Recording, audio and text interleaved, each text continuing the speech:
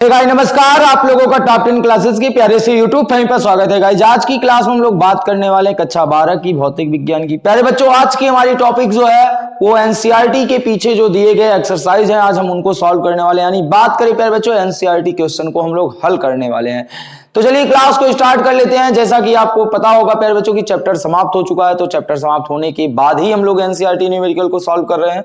तो क्लास को बिना हे गाइस नमस्कार, आप लोगों का टॉप 10 क्लासेस की प्यारे से यूट्यूब फैमिली पर स्वागत है। गाइस आज की क्लास में हम लोग बात करने वाले हैं कक्षा 12 की भौतिक विज्ञान की। प्यारे बच्चों, आज की क्लास में हम लोग बात करेंगे एनसीईआरटी के क्वेश्चन को। एनसीईआरटी में दिए गए जो क्वेश्चन है उनको हम लोग सॉल्व करने वाले। प्यारे बच्चों, हो सकता है कि आपको ऐसे कुछ क्वेश्चन देखने को मिले कि जो टॉपिक आपने नहीं पढ़ा है, कोई दिक्कत नहीं प्यारे बच्चों, वो टॉपिक आपके सिलेबस से हटा दिया गया है। उसके दौरान अगर एनसीईआरटी क्वेश्चन आते हैं तो आपको बता दिए जाएंगे कि ये हटाए गए टॉपिक से क्वेश्चन थे। ठीक, तो चलिए प्यारे बच्चों क्लास को स्टार्ट कर लेते हैं बिना टाइम को गंवाए हुए। क्लास को स्टार्ट करने से पहले आप चैनल पे नए आए होंगे तो चैनल को सब्सक्राइब करके बेल आइकन को प्रेस कर लीजिएगा ताकि वीडियो की नोटिफिकेशन आपको प्राप्त होती रहे। चलिए क्लास को स्टार्ट करते हैं। तो प्यारे बच्चों देखते हैं कि एनसीईआरटी का हमारा पहला क्वेश्चन क्या है। एनसीईआरटी का सबसे पहला क्वेश्चन क्या है वो ध्यान से देखिएगा।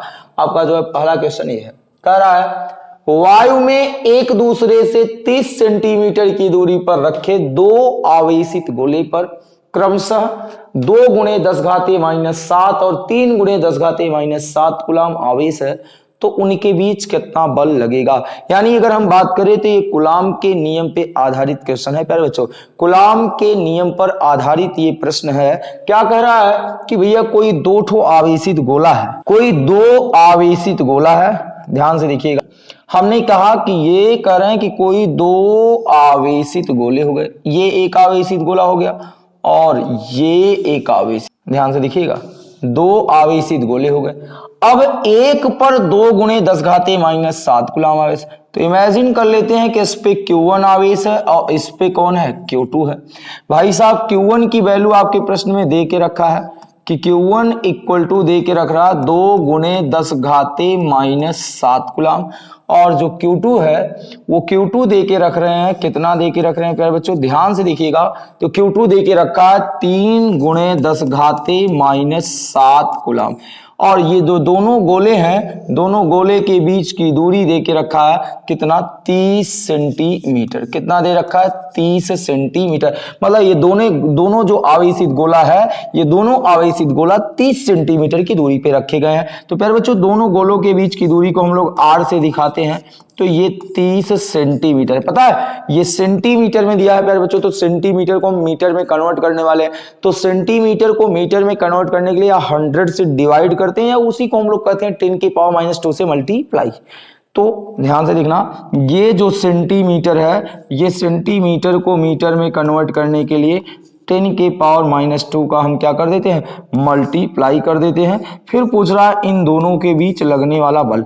इतना लिखने के बाद हम क्वेश्चन को एग्जाम में स्टार्ट करने वाले हैं। ये हमको इतना चीजें दी गई है, इतनी चीजें इस न्यूमेरिकल्स के लिए डेटा उपलब्ध है। एक बार फिर से फर्स्ट सवाल है, पहला सवाल है प्यारे बच्चों। ऐसी बात नहीं कि हम लोगों ने आज पहला सवाल ही स्टार्ट किया, अभी हम लोगों ने हर एक टॉपिक पे न्यूमेरिकल्स प्रैक्टिस करके आए हैं। तो ये क्वेश्चन उन बच्चों के लिए तो आसान होगा जो टॉपिक्स पे न्यूमेरिकल पढ़ते चले आ रहे हैं। केवल फॉर्मूले पे रखना है, ध्यान से देखना है केवल बस। तो देखना Q1 की वैल्यू आपको दे रखा है, Q2 की वैल्यू दे रखा है, F पूछ रहा है। तो आप भाई अगर अकॉर्डिंग टू कूलम्ब्स लॉ की अगर हम बात करें, तो अकॉर्डिंग टू कूलम्ब्स लॉ की बात किया जाए तो जानते हैं कूलम्ब्स लॉ क्या कहता था, F = K Q1 Q2/r² ना। ध्यान से देखिएगा, Q1 Q2/r², यही कूलम्ब का नियम था। अब आप देखो सारे वैल्यू आपके पास उपलब्ध है, रख दीजिए। अब जहां K है, अब कहोगे सर K का मान क्या होता है, भाई हमने जब कूलम्ब्स का नियम पढ़ रहे थे तो वहां K की आंकिक मान निकाला था, 9 × 10⁹ होता है। K का मान 9 × 10⁹ होता है। Q1 की वैल्यू यहां दे रखी है, Q1 की वैल्यू कितनी दे रखी है, 2 × 10⁻⁷ कूलम। फिर भाई Q2 की वैल्यू कितनी दे रखी है, Q2 की वैल्यू दे रखी 3 × 10⁻⁷ कूलम। फिर उसके बाद अगर हम बात करें यार R, तो R देखो आपके पास यहां है, यहां 30, कितना है 30 गुणे 10 घाते माइनस 2 का और होल स्क्वायर। अब इन्हीं को सॉल्व करना है। चलो बिल्कुल यहीं से बच्चे थोड़ा सा गलती कर जाते हैं कि वो सॉल्व नहीं कर पाते, कहीं कहीं थोड़ा सा उनका पावर को ऊपर ले जाना नीचे ले जाना वहां कहीं ना कहीं गलती हो जाती है। तो थोड़ा सा आप ध्यान लगा के समझना क्या करते हैं हम लोग। देखिए क्या होता है कि ये 9 है, चलो 9 को नोट कर लेते भाई, फिर उसके बाद 2 है, फिर उसके बाद क्या है प्यारे बच्चों 3 है, ये नोट कर लिए। फिर उसके बाद देखो आपके पास यहाँ कितना है 10 घाते 9 है, ठीक, ये नोट कर लिए।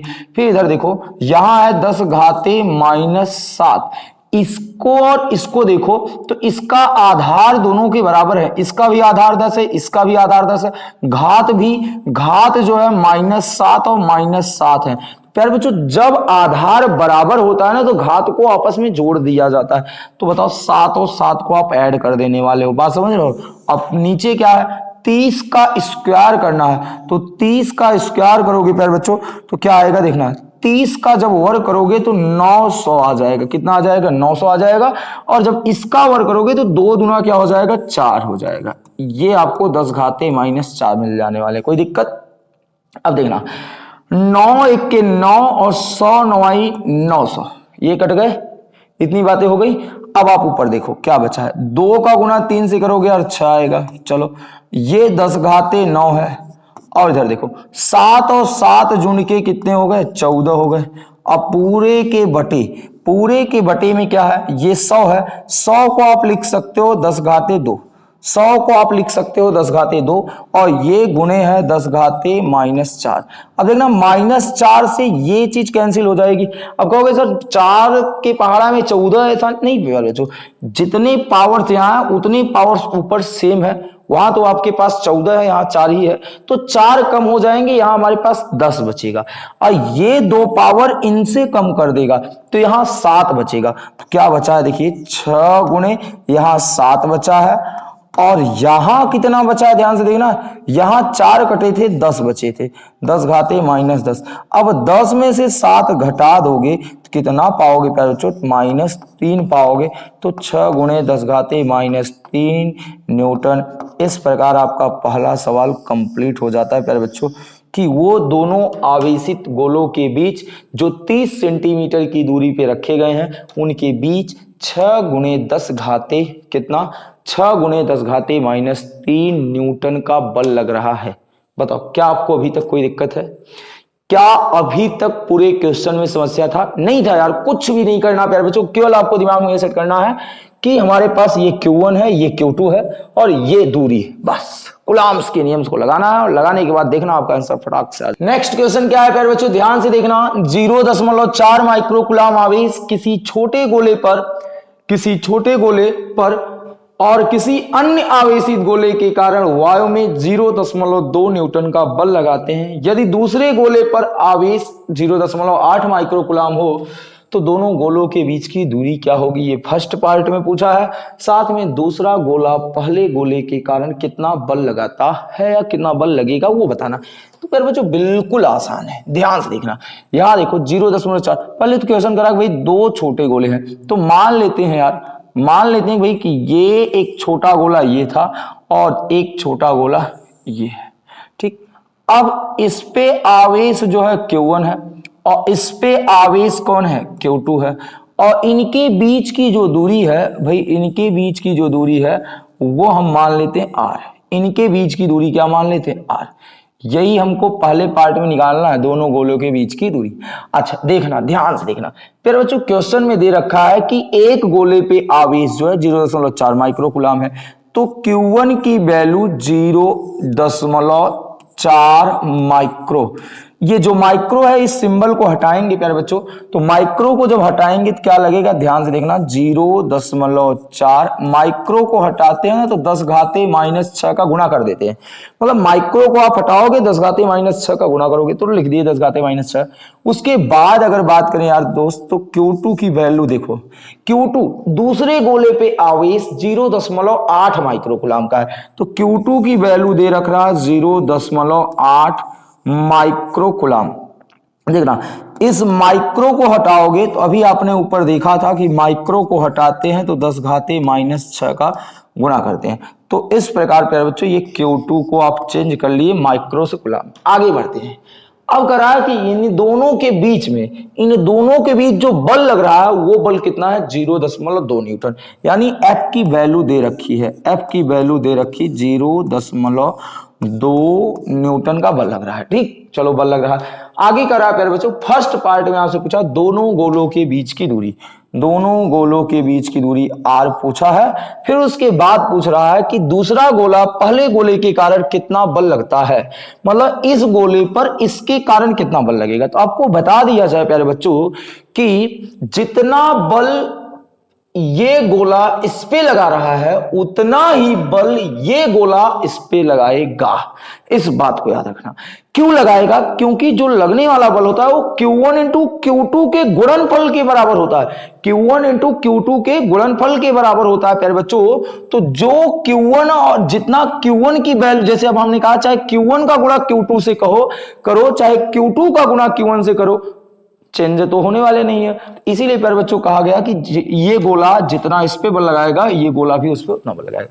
तो यार दूसरे का तो आंसर हमको मिल गया कि भाई पहला गोला दूसरे गोले पर 0.2 न्यूटन का बल लगा रहा है, तो दूसरा गोला भी पहले गोले पे 0.2 न्यूटन का बल लगाएगा। क्यों, क्योंकि लगने वाला बल उन दोनों के परिमाणों के गुणनफल के अनुपाती है। तो परिमाण जो होते हैं प्यारे बच्चों, डिजिट अदला बदली करने पर परिमाण बदलते नहीं। जैसे 2 का गुना 3 से करो, 3 का गुना 2 से करो तो 6 ही आने वाले हैं, इसलिए प्यारे बच्चों वहां बल यही लगेगा। ठीक, दूसरा पार्ट तो मेरा क्लियर है। अब पहले पार्ट के लिए चलते हैं, आर निकालते हैं, इन दोनों गोलों के बीच की दूरी। भाई गोले के बीच की दूरी निकालना है तो कूलम्ब्स के नियम को हमको लगाना पड़ेगा। चलिए बात करते हैं कूलम्ब्स का नियम।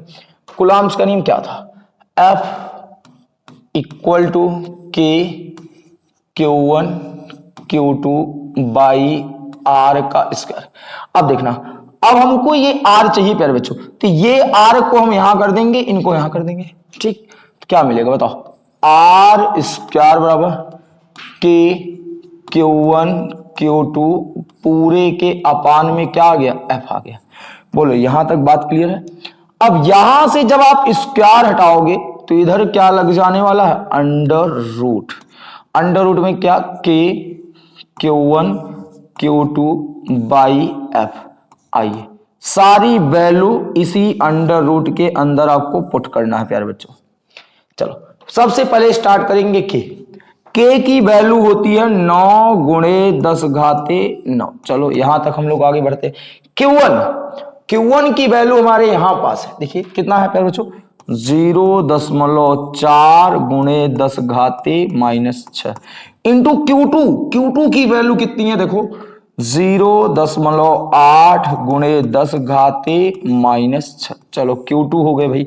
फिर उसके बाद अपान में F की वैल्यू 0.2 है, ये हो गया।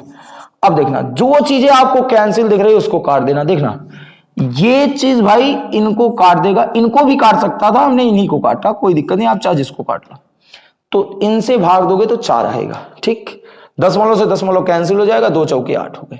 नीचे अब कुछ भी नहीं बचा प्यारे बच्चों, तो अब केवल ऊपर जो ही चीज है उन्हीं को सॉल्व करना है। तो देखना ऊपर 9 है, ये गुणे 10 घाते 9 है, ठीक, यहां भी मान लिए। ये 0.4 है, ये भी मान लिए। ये गुणे 10 घाते -6 है, चलो ये भी। फिर ये 4 है, वो 10 घाते माइनस कितने हैं, 6 है। अब प्यारे बच्चों केवल एक जगह अगर हम दशमलव वाला ये समस्या रह गया, ध्यान से देखना, इस दशमलव को काटेंगे तो क्या लगेगा, बटे 10 लगेगा, और 1 10 यार 1 10 इसको काट देगा, तो 9 के बजाय यहां क्या बचेगा, 8 बचेगा। आगे देखना, हम जरा सा भी कैलकुलेट नहीं करने वाले हैं। 9 गुणे यहां 10 घाते कितना है, 8, 1 कट गया ना, फिर उसके बाद यहां दशमलव नहीं रह गया, 4 रह गए। फिर प्यारे बच्चों 10 घाते -6 है, फिर यहाँ 4 है, यहाँ 10 घाते -6। आपको पता है बड़ी कमाल की चीज होती है अंडर रूट। अंडर रूट के अंदर जिनका जोड़ा बना रहता है और जो अंडर रूट से बाहर आते बेचारे उनके जोड़े अलग हो जाते हैं, मतलब जोड़ा को एक बार लिख दिया जाता है। तो आप देखो इस अंडर रूट के अंदर आपको कमाल की कुछ चीजें देखने को मिल रही है। बहुत सारी ऐसी संख्याएं हैं जिनका जोड़ा है, यानी जिनका हम अंडर रूट निकाल सकते हैं, जिनको हम वर्गमूल निकाल सकते हैं प्यारे बच्चों। अब बताओ यार, 9 जैसे ही अंडर रूट से बाहर आएगा 3 होगा, क्योंकि 9 का वर्गमूल 3 होता है। चलो इसको समझ लिए भाई। 10⁸ जब अंडर रूट से बाहर आएगा तो 10⁸ को भी हम तोड़ सकते हैं, 10⁴ 10⁴ तो 10⁴ हो जाएगा। ठीक, ये 4 है, ये 4 है, ये दोनों 4 मिलके जब बाहर आएंगे तो 1 4 हो जाएगा। ठीक, 10⁻⁻6 और 10⁻⁻6 भी डबल बार है तो बाहर आएंगे तो 10⁻⁻6 हो जाएगा। मिला जुला के आपको इनका वर्गमूल निकालना था प्यारे बच्चों, और हम लोग वर्गमूल निकाल लिए। तो ध्यान से देखना, अब आप कहां तक पहुंचे। r बराबर 9 जैसे ही करनी से बाहर हुआ प्यारे बच्चों 3 हो गए। ठीक, ये 10⁸ जैसे ही करनी से बाहर होगा 10⁴ हो जाएगा। ठीक, 4 और ये 4 दोनों 4 मिलकर जब बाहर आएंगे तो केवल 1 4 लिखा जाएगा। ठीक, उसके बाद 10⁻⁻6। अब देखिए प्यारे बच्चों, देखिए 3 चौके 12, ठीक 12, और 6 में से 4 घटा दिए 10⁻⁻2, ये आ गए मीटर में। इन्हीं को प्यारे बच्चों हम लिख सकते हैं, इन्हीं को हम सेंटीमीटर लिखते हैं तो 12 सेंटीमीटर भी लिख सकते हैं। तो आपका आंसर प्यारे बच्चों यहां भी बिल्कुल करेक्ट है, और ये भी पोर्शन सही है, ये भी, ये मीटर में है, ये हमारा किस में है, सेंटीमीटर में। तो इस प्रकार प्यारे बच्चों आपका ये पहला पोर्शन इसका क्लियर होता है। अब इसका जो बी नंबर कर रहा था भाई, दूसरा गोला पहले गोले पे कितना बल लगाता है। तो आप ये मुझे बताओ, अगर मैं इमेजिन करता कि ये 2 कूलाम थे और ये 3 कूलाम थे, तो बताओ जो इनके बीच जो लगने वाला बल होगा वो 3 दूनी 6 के बराबर होगा। अब मैं कह रहा हूं कि इनका गुणा इनसे करें तो क्या 6 के बजाय कुछ और आएगा, नहीं आएगा ना।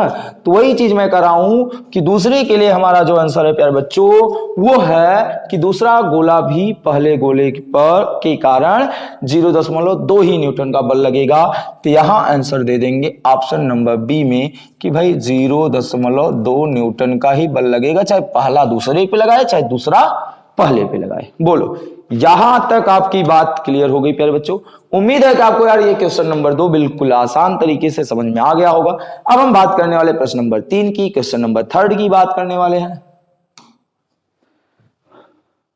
सौरभ सर, सोने वाला प्लानिंग कर लिए?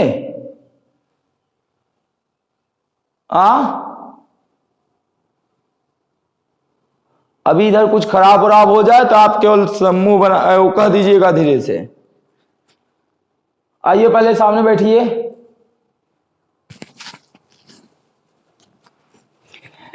बच्चों बात करते हैं आज प्रश्न नंबर 3 की। प्रश्न नंबर 3 क्या कर रहा है कि जांचें कि जांच करना है आपको कि ये जो अनुपात दिया गया है, अनुपात क्या है भाई, KE²/GMEMP आयामहीन नहीं यार, बीमाहीन है। यहां टाइपिंग गलत हुआ है, मिसप्रिंट है। यहां आयामहीन नहीं प्यारे बच्चों, बीमाहीन है। आयामहीन कैसे होगा, ठीक, तो यहां बीमाहीन, ठीक, याद है आपको प्रूफ करना है बीमाहीन है। फिर उसके बाद भौतिक स्थिरांकों की तालिका देखें और इस अनुपात के मान को निर्धारित करें, ठीक ना।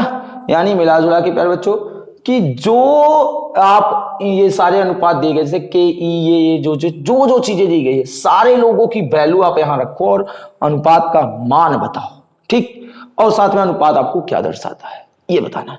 तो चलिए सबसे पहले हम देखो, इसको हम 2 तरीके से लगा सकते हैं, एक मात्रक विधि से, एक बीमा विधि से। अब आप ऊपर डिपेंड है आप किस विधि से लगाना चाहते हो। जैसे अगर जिसका मात्रक नहीं होता उसका बीमा नहीं होगा प्यारे बच्चों, समझ रहे हैं। यानी जिसका मात्रक 1 आ जाए वो बीमाहीन है, जिसकी मात्रक हमको 1 मिल जाए वो बीमाहीन राशि होती है। तो इस बात को याद रखना। तो चलिए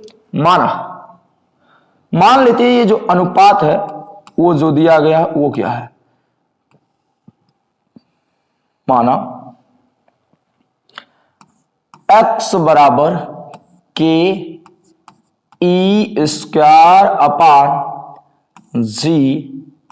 mass of electron mass of proton, ये दिए गए। सारे लोगों का मात्रक निकाल के हम यहां रख देंगे, ठीक।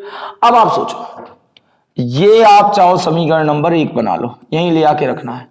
अब आप मुझे बताओ प्यारे बच्चों कि ये जो K है वो K का मात्रक आप कहां से पाओगे, कूलाम के नियम से। कूलाम के नियम से हम लोग K का मात्रक निकाल लेंगे भाई। तब चलो कूलाम के नियम से K का मात्रक निकाल लें। तो बताओ, कूलाम के नियम से हम जानते हैं F इक्वल टू होता है K Q1 Q2 by are square. यहां से अगर मैं के का मात्रक निकालना चाहूं तो क्रॉस मल्टीप्लाई यानी तिर्यक गुना करना पड़ेगा। क्या मिलेगा? के Q1 फिर Q2 इक्वल टू एफ का गुणा आर से होगा तो एफ आर स्क्वायर हो जाएगा।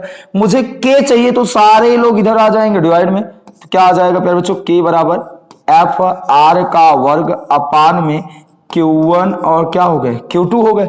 अब मुझे बताओ एफ का मात्रक होता है न्यूटन क्योंकि ये बल है प्यारे बच्चों, फिर आर है दूरी, दूरी का मात्रक होता है मीटर, तो वर्ग है तो मीटर वर्ग हो जाएगा। ठीक, Q1 एंड Q2, Q1 भी आवेश है Q2 भी आवेश है, तो यार आवेश का मात्रक कुलाम होता है, तो यहां कुलाम, तो कुलाम कुलाम का मल्टीप्लाई तो कुलाम स्क्वायर हो गए।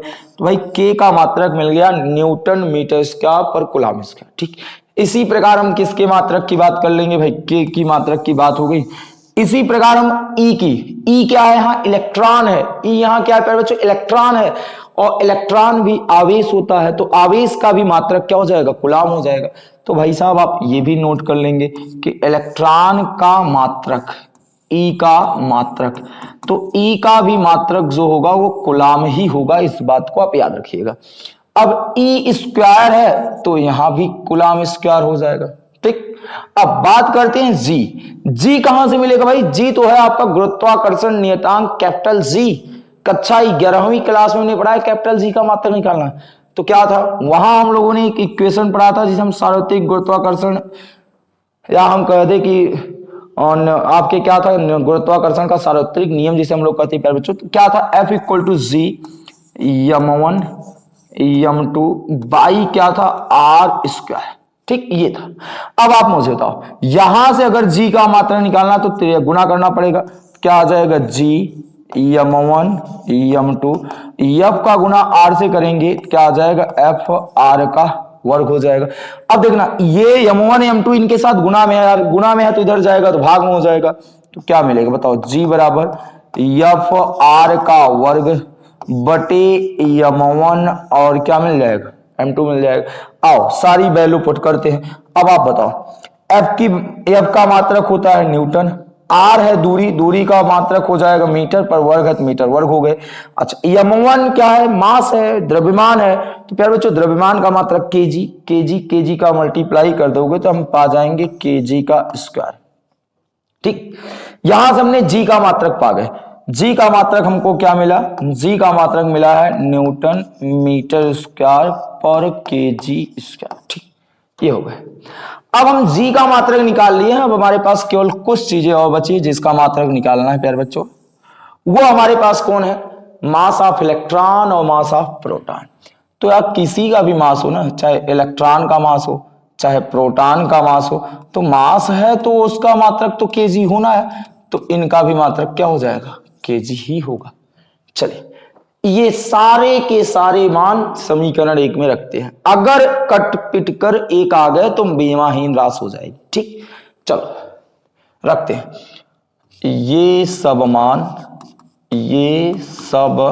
मान समीकरण एक में रखने पर, समीकरण एक में रखने पर भाई समीकरण एक क्या है ये देखो, x इक्वल टू, चलो के का मात्रक क्या आया? ध्यान से देखना, के का मात्रक आया है न्यूटन मीटर स्क्वायर पर कूलम स्क्वायर। चलो फिर उसके बाद ई यानी इलेक्ट्रॉन का मात्रक है कूलम, तो स्क्वायर है प्यारे बच्चों, तो कूलम स्क्वायर हो गए पूरे के बटे जी का जो मात्रक है प्यारे बच्चों, जी का मात्रक हम लोगों ने यहां निकाला, देखो न्यूटन मीटर स्क्वायर कितना है? न्यूटन मीटर स्क्वायर पर केजी स्क्वायर, ये हम लोगों ने यहां से निकाला, इनटू मास ऑफ इलेक्ट्रॉन और मास ऑफ प्रोटॉन। भाई मास ऑफ इलेक्ट्रॉन भी केजी होगा और मास ऑफ प्रोटॉन भी केजी होगा। तो देखना ये 2 केजी को काटेंगे, कूलम स्क्वायर को काटेगा। भाई साहब क्या बचा है? ऊपर बचा है न्यूटन मीटर स्क्वायर, नीचे भी बचा है न्यूटन मीटर स्क्वायर, देख लेना दोनों कट गए। अब आप बताओ एक आ गया। अब जिसका मात्रक एक आ जाए वो कौन सी राशि होती है? बीमाहीन राशि होती है। अतः दिया गया अनुपात बीमाहीन है। क्या है प्यारे बच्चों? बीमाहीन राशि है। ठीक, क्या ये बात क्लियर हो गई भाई? हम कह सकते हैं कि जो अनुपात दिया गया वो हमारा अनुपात क्या है प्यारे बच्चों? बीमाहीन राशि है। अच्छा, बीमाहीन राशि क्यों है भाई? हमने देखा कि के का मात्रक निकाला, इलेक्ट्रॉन का निकाला, जी का निकाला, mass of electron, mass of proton, सारे के सारे वैल्यू जब ले आके हम पुट किए तो कोई मात्रक बचा ही नहीं। अरे भाई कोई मात्रक ही नहीं बचा तो मात्रकहीन हो गए, मात्रकहीन हो गए तो भाई बीमाहीन है। अच्छा, ये बातें क्लियर हो गई। अब कह रहा था भाई कि आप इनके अनुपात के मान को निकालो, इनके अनुपात के मान को निकालना। तो कोई दिक्कत नहीं यार, हम क्या करेंगे भाई साहब, इनकी जो वैल्यू दे रखी है वो हम आपको लिख दे रहे हैं। आप बताना कमेंट सेशन में, आप कमेंट करिएगा कि इस अनुपात का मान कितना आया है, आप कैलकुलेट करिएगा। अच्छा, के की वैल्यू कितनी भाई? के की वैल्यू हम लोगों ने पढ़ा है, आंकिक मान होता है 9 गुणे 10 घाते 9। चलो, इलेक्ट्रॉन, इलेक्ट्रॉन आएगा तो भाई 1.6 गुणे 10 घाते -19 रख लेंगे। अच्छा, जी भाई, जी की वैल्यू 6.67 गुणे 10 घाते -11 होता है। अच्छा, mass of electron, mass of electron होता है 9.1 गुणे 10 घाते -31। मास ऑफ प्रोटॉन होता है 1.67 गुणे 10 घाते -27। तो प्यारे बच्चों, ये सारे के सारे वैल्यू आप यहां रखिएगा और इस अनुपात का मान निकाल कर आप कमेंट सेशन में कमेंट करिएगा प्यारे बच्चों कि हमारा सर ये आया है। ठीक, तो प्यारे बच्चों प्रश्न नंबर जो 4 कर रहा है भाई, किसी पिंड के विद्युत आवेश, ये जो परिमाणित है ना, यहाँ परिमाणित ना होकर प्यारे बच्चों यहाँ क्वांटीकृत होना चाहिए। वहां जहां परिमाणित है वहां क्या होना चाहिए था? क्वांटीकृत या क्वांटीकरण। प्यारे बच्चों थोड़ा सा आप उसको समझ लीजिएगा, आपके पास बुक होगी वहां मिला लीजिएगा। यहां कह रहे हैं क्वांटीकृत। ठीक, आगे कह रहे हैं कि भाई क्वांटीकृत के कथन से आप क्या समझते हो? तो अगर जितने भी बच्चे आज की क्लास से जुड़े हैं या जितने बच्चे क्लास देख रहे हैं, अगर उन्होंने थ्योरी की क्लास अच्छे से ली होगी तो उनको पता होगा कि सर ने पढ़ाया था कि आवेश के क्वांटीकृत से आप क्या समझते हैं या आवेश के क्वांटीकरण से आप क्या समझते हैं। ठीक, फिर उसकी बात करा स्थूल यानी बड़े पैमाने पर आवेश के क्वांटीकरण से निपटते समय, यहां देखना विद्युत आवेश की आवेशों को यहां से थोड़ा सा बड़े पैमाने पर आवेशों को निपटते समय कोई भी विद्युत आवेश की क्वांटीकृत, यहां क्वांटीकृत को नजरअंदाज क्यों कर सकता है? तो आवेश की क्वांटीकृत, यहां भी क्वांटीकृत ही होना चाहिए था। थोड़ा सा मिसप्रिंट हुआ प्रश्न में प्यारे बच्चों, तो क्वेश्चन को आप देख लीजिएगा ना। मिला जुला के आपको बताना है कि भाई आवेश के क्वांटीकरण से आप क्या समझते हो। ठीक, तो भाई साहब आप ये बताओ यार, आवेश का जो क्वांटीकरण होता है उसको हम लोगों ने पढ़ा था। आवेश का क्वांटीकरण होता है कि भाई आवेश का क्वांटीकरण का अर्थ, आवेश के क्वांटीकरण का अर्थ होता है कि आवेश इलेक्ट्रॉनों के पूर्ण संख्या के क्या होते हैं? गुणज होते हैं। आवेश इलेक्ट्रॉनों के पूर्ण संख्याओं के क्या होते हैं? गुणज होते हैं। पूर्ण संख्या के गुणज होते हैं, इतना लिख देना है, गुणज होते हैं। लास्ट में ये लिख दो भैया Q = Ne, जहां n क्या है? इलेक्ट्रॉनों की संख्या है, E क्या है? खुद इलेक्ट्रॉन है। अच्छा, इनके कहने का मतलब होता है प्यारे बच्चों, ये पूरी के पूरी टॉपिक हम लोगों ने अच्छे से पढ़ा है। इनके कहने का मतलब होता है प्यारे बच्चों कि किसी पदार्थ में जो आवेश होगा वो इलेक्ट्रॉन के पूर्ण संख्या के ही रूप में पाया जाएगा। ऐसा नहीं है कि किसी पदार्थ में 2/3 E हो या 3/4 E हो, ऐसा कभी नहीं हो सकता। ठीक, 1 E 2 E 3 E हो सकता, पर 3/4 E 2/3 E नहीं हो सकता। ठीक, ये इनके कहने का मतलब। फिर कह रहा है यार कि दूसरा क्वेश्चन इसका, ये तो आपका पहला पार्ट था। दूसरा पार्ट करा स्थूल यानी बड़े पैमाने पर आवेश को, जब क्या होता है कि बड़े पैमाने पे आवेशों को जो है मापा जाता है या आवेशों को जो है प्रयोग में लाया जाता है, तो वहां क्वांटीकरण के, आवेश के क्वांटीकरण को हम लोग नजरअंदाज कर देते हैं। क्यों नजरअंदाज कर देते हैं? क्योंकि प्यारे बच्चों जब आवेश के क्वांटीकरण को नजरअंदाज इसलिए कर देते हैं क्योंकि जो इलेक्ट्रॉन होता है वो बहुत सूक्ष्म आवेश होता है। जो इलेक्ट्रॉन होता है प्यारे बच्चों वो बहुत ही सूक्ष्म आवेश होता है, बहुत छोटा सा आवेश होता है, इसलिए हम लोग क्या करते हैं उसको नजरअंदाज कर देते हैं। यार 1 इलेक्ट्रॉन 2 इलेक्ट्रॉन का आवेश कितना हो सकता है, बहुत छोटा सा होता है। तो इसको हम लोग बड़े पैमाने पर उसको कितना काउंटिंग करें। जैसे हमने कहा कि आप क्या होता है, जैसे आपने किसी दुकान पे गए, क्या गए प्यारे बच्चों, किसी दुकान पे गए और उस दुकान पे आपने कोई सामान खरीदा, कोई सामान किसी व्यापारी से आपने खरीदा। भाई साहब ये व्यापारी है, अब आपने क्या किया, ये आप खरीदने वाले हो गए, आपने इससे सामान खरीदा, गेहूं खरीदा। क्या खरीदा प्यारे बच्चों, गेहूं।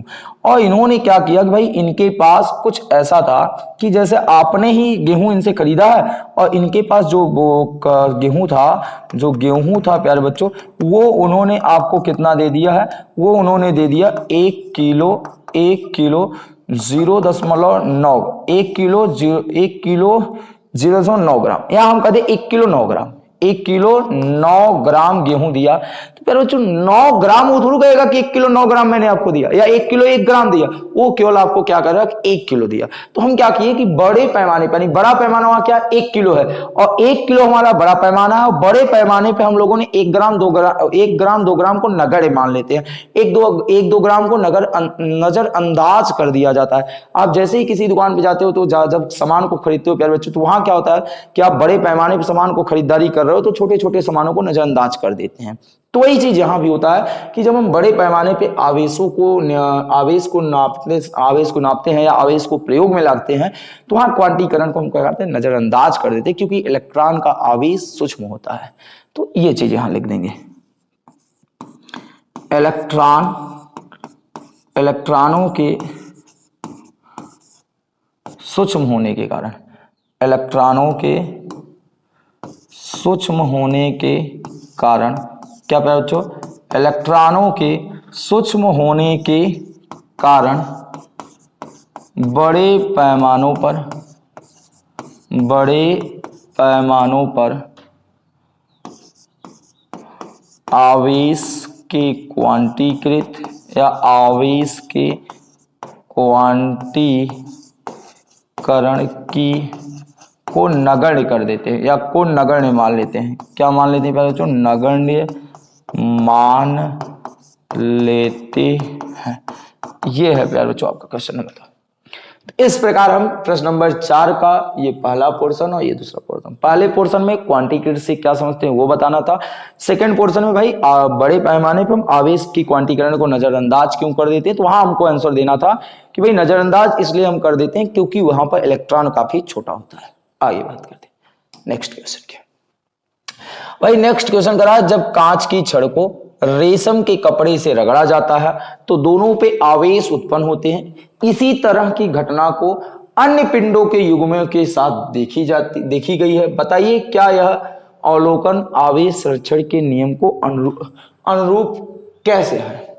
मिला जुला के इन्हों ये कह रहे हैं कि प्यारे बच्चों ये कोई कांच का छड़ है। भाई साहब इन्होंने कहा कि ये कोई कांच है, ये कोई कांच का छड़ है। चलो मान लेते हैं कि भैया ये कांच की छड़ है, ये कांच की छड़ है। फिर इनको रेशम के कपड़ों से रगड़ा जा रहा है, तो प्यारे बच्चों रेशम का कपड़ा ये मान लेते हैं, रेशम के कपड़े से रगड़ा जा रहा है। किसके कपड़े से प्यारे बच्चों, रेशम के कपड़े से इनको रगड़ा जा रहा है। अच्छा बताओ, जब रेशम के कपड़े से इनको आपने रगड़ा तो दोनों पे आवेश उत्पन्न होगा। करें ऐसे कई जोड़े देखे गए, ऐसे कई युग्मों को देखा गया कि अगर जिनको आपस में रगड़ा जाता है तो एक दूसरे पे क्या उत्पन्न हो जाता है, आवेश उत्पन्न हो जाते हैं। एक दूसरे पे क्या उत्पन्न हो जाते हैं, आवेश उत्पन्न हो जाते हैं।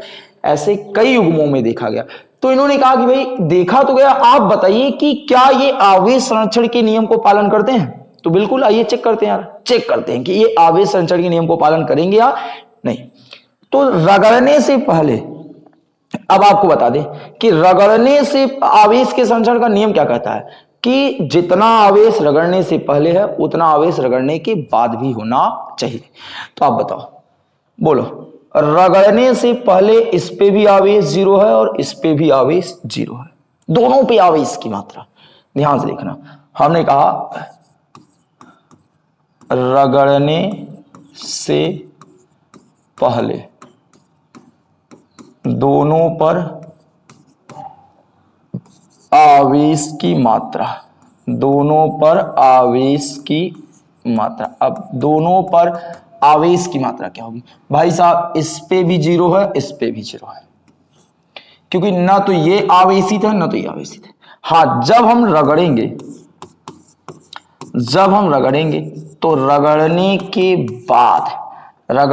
के बाद जैसे ही हम रगड़े तो मान लेते हैं कांच में से, ध्यान से देखना, माना कि कांच में से n इलेक्ट्रॉन निकलकर रेशम में चले गए, n इलेक्ट्रॉन निकलकर रेशम के कपड़े पे चले गए, तो रगड़ने के बाद कांच से n इलेक्ट्रॉन निकलकर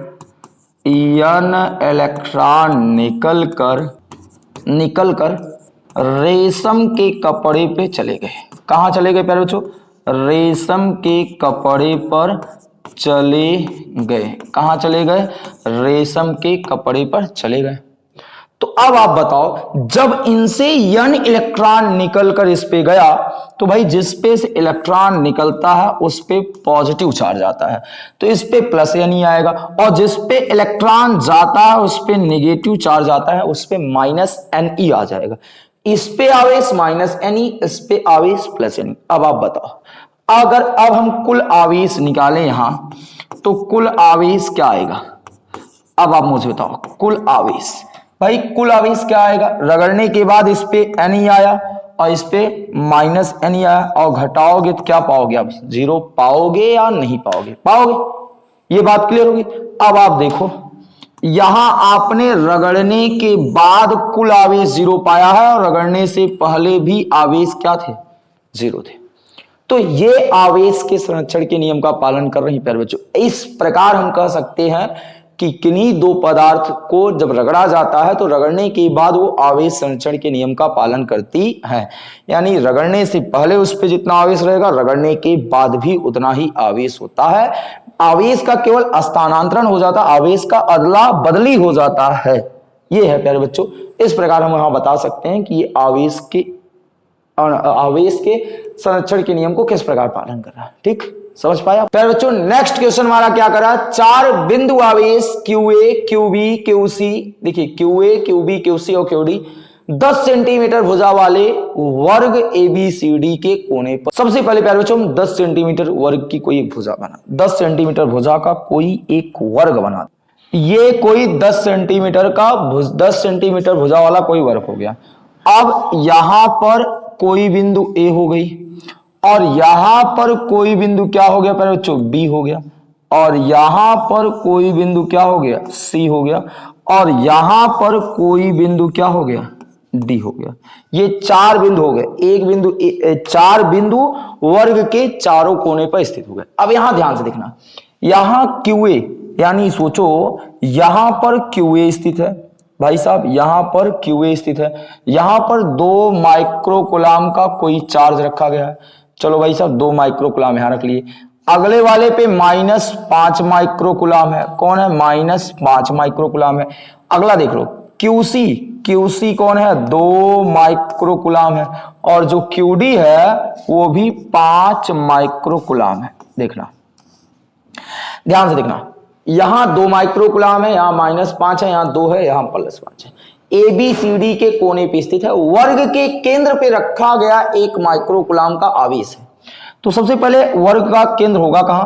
अगर हम बात करें तो प्यारे बच्चों वर्ग का जो केंद्र होगा वहां होगा जहां वर्ग के विकर्ण एक दूसरे को प्रतिच्छेद करते हैं। जहां पर वर्ग के विकर्ण एक दूसरे को प्रतिच्छेद करेंगे वहीं पर वर्ग का केंद्र होगा, यानी यहां एक आवेश रखा गया है जिसकी वैल्यू 1 माइक्रोकुलाम है यहां पर। अब आगे कह रहे हैं कि ये वर्ग के केंद्र पे जो ये आवेश रखा गया है इस पे बताओ कितना बल लगेगा। अब आप बताओ, ये कुछ ऐसा टॉपिक नहीं दिख रहा है कि अध्यारोपण के सिद्धांत पे कि बहुत सारे आवेशों के बीच रखे किसी एक आवेश पे लगने वाला बल उन सभी के द्वारा लगाए गए बलों के सदिश योग के बराबर होता है। कुछ ऐसा याद आ रहा है? याद आ रहा नहीं याद आ रहा? याद आ रहा होगा प्यारे बच्चों अध्यारोपण का सिद्धांत। तो हाँ, वो जो याद आ रहा है ना आपको, वो बात बिल्कुल करेक्ट है प्यारे बच्चों कि ये अध्यारोपण के सिद्धांत पर ही आधारित प्रश्न है। चलिए, तो पहले पता करते हैं कि भाई सदिश योग कहा ना, तो सदिश योग के लिए दिशा की जरूरत पड़ेगी। तो आप बताओ, ये जो 2 माइक्रोकुलाम है और ये जो +1 माइक्रोकुलम है। अब आप बताओ, ये भी पॉजिटिव है, ध्यान देखना, ये भी पॉजिटिव है, अब ये भी पॉजिटिव है। यार पॉजिटिव वाला तो पॉजिटिव को क्या करने वाला, रिपल करने वाला है ना, एक ढकेलने वाला है ना। तो आप बताओ, इसके कारण इसके कारण जो इस पे बल लगेगा, उस लगने वाले बल की दिशा इधर हो जाएगी। ध्यान से देखना मेरे प्यारे बच्चों, थोड़ा सा 1 मिनट, इसकी डायरेक्शन इधर देखना, ये ठीक है। इसके कारण लगने वाले बल की दिशा हो गई ये, FA नाम दे दिए, यानी ए के कारण लगने वाले बल की दिशा।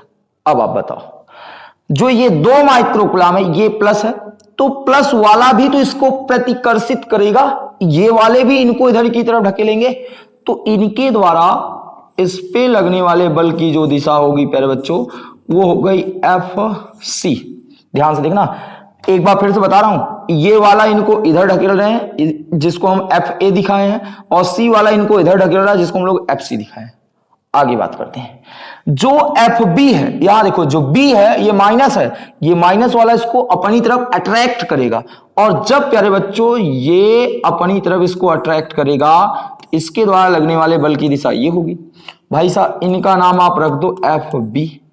बोलो यहां तक क्लियर है। अब ये जो प्लस वाला है, ध्यान से देखना, ये प्लस नहीं है, ये प्यारे बच्चों प्लस नहीं है, क्वेश्चन थोड़ा सा मिसप्रिंट है, यहां माइनस, ये आपके माइनस होंगे, तो यहां भी माइनस होगा, ठीक।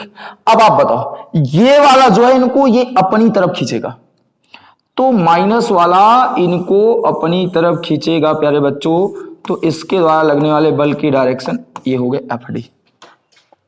आप बताओ, जो 4 बल लग रहे थे वो चारों बल आपने देख लिया। एक बात आप नोटिस करो, इसके विपरीत ये है, इसके विपरीत ये है, दोनों ध्यान से देखना, FA के विपरीत FC है, FD के विपरीत FB है।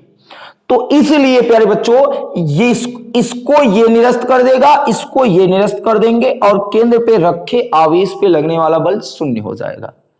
समझ पाए? इतनी बात आप समझ पाया? नहीं समझ? देखो मैंने कहा कि ये भाई साहब इधर खींच रहे हैं, ये वाले इधर खींच रहे हैं सेम बल लगा के, और ये वाले इधर खींच रहे हैं, ये वाले इधर खींच रहे हैं, तो यार जो बीच में रखा आवेश है उस पे लगने वाला बल 0 होगा। क्यों 0 होगा? क्योंकि भैया ये जितना बल लगा के इधर खींच रहा, अगला वाला बोल रहा है मैं भी खींचूंगा, चलो ये तुम्हारे बल को नष्ट कर दिए, ये इधर लगा खींचना, तब तक इधर से कोई खींचने लगा, ये इनके बल को नष्ट कर दिए, तो टोटल बल क्या हो गया? 0। दिखाओगे कैसे टोटल बल 0 हो गया? ऐसे नहीं, देखो क्या रखना, सबसे पहले चूंकि FA ध्यान से देखना, FC के इक्वल है, पर माइनस लगेगा क्योंकि दोनों की दिशाएं विपरीत हैं, इसलिए माइनस हमने लगा दिया। अगली बातें करें, ये दोनों एक दूसरे के बराबर है, FB FD के बराबर है, पर माइनस लगेगा क्योंकि दिशा विपरीत है, ठीक। अब स्टार्ट करेंगे, वर्ग के केंद्र पे रखे आवेश पे लगने वाला बल, वर्ग के केंद्र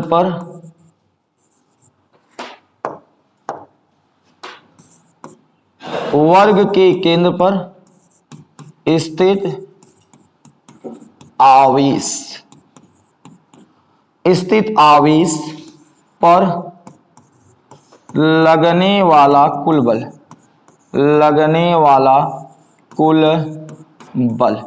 अब आप बताओ प्यारे बच्चों, कुल बल क्या होगा? अध्यारोपण के अकॉर्डिंग देखा जाए तो भैया सारे बलों को जोड़ेंगे तो क्या हो जाएगा? FA plus FB plus FC plus FD। Value put कर दो, जहां FA है वहां हम FC रख सकते हैं, रख दिए। जहां FB है वहां हम क्या रख सकते हैं भाई?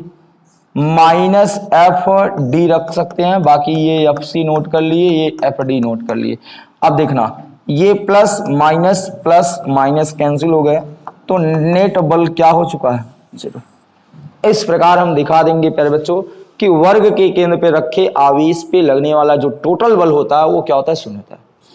अभी तक तो आपको कोई दिक्कत नहीं है। उम्मीद है कि आपको अभी तक जितने क्वेश्चन बताए गए सारे के सारे क्वेश्चन समझ में आए हों।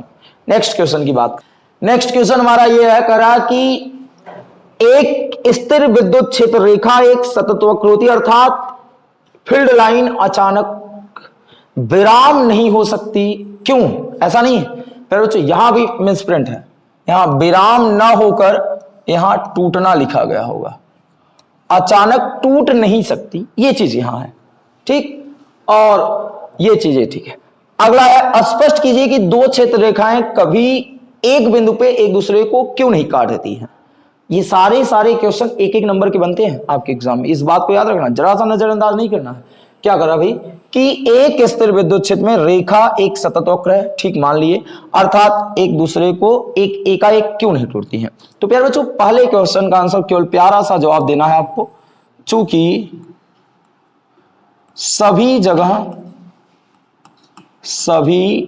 जगह विद्युत क्षेत्र का मान समान होता है, विद्युत क्षेत्र का मान, क्या प्यारे बच्चों, विद्युत क्षेत्र का मान समान होता है, क्या होता है, समान होता है, समान होता है। इसलिए विद्युत बल रेखाएं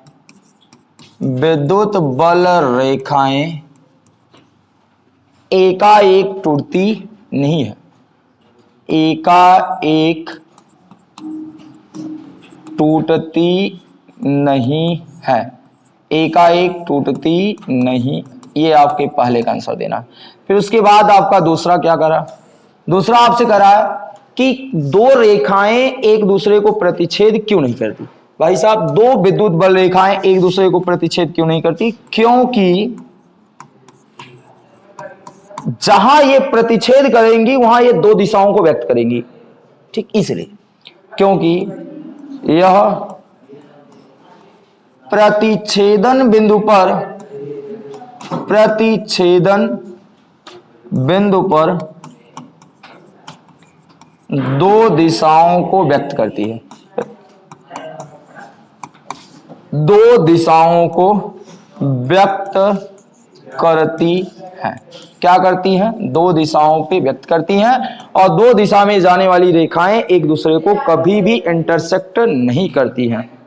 ये सारे जितने भी ये दोनों क्वेश्चन की हम लोगों ने बात किया, दोनों क्वेश्चन हम लोगों ने थ्योरी के दौरान अच्छे से पढ़ा है, वहां पर आप जाके एक बार जरूर देखिएगा इससे।